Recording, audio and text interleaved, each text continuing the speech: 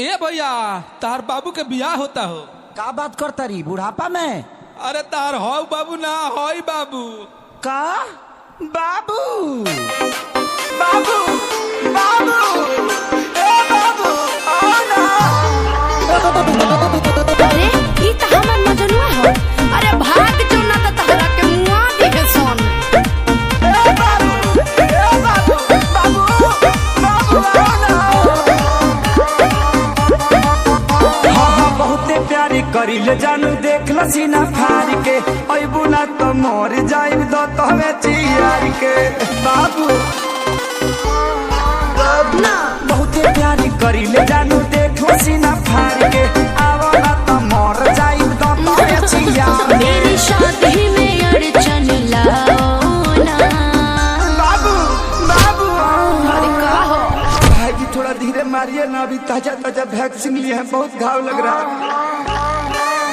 कुकुर ले खडाट के भगाओ ना। जाओ ना। ए बाबू बहरिया ना। अरे जाओ ना। ए बाबू बहरिया ना।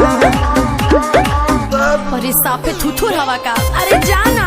अरे सब मार के मुआ दी है। अरे काहे नहीं खो समझत। अरे जाना।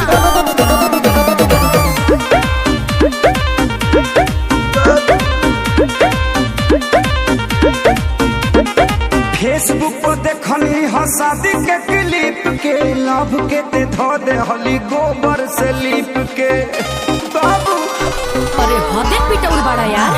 भाग भाग भाग ना ता भाई हमर धाके लौटी ये दी है।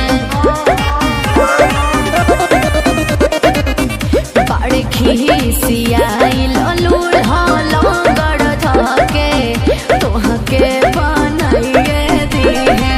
बुझे देखो माथा मेरा गरम होना। हे बाबू आओ ना।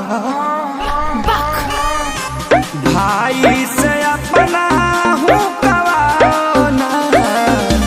ए बाबू बहरिया ना। ए बाबू बहरिया ना।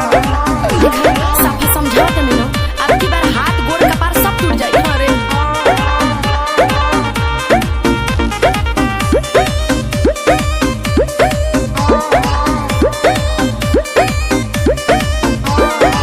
तू हमर काजल हम अजय देवगन हो, बानर सो दुल्हा कैसे कहिलू पसन हो।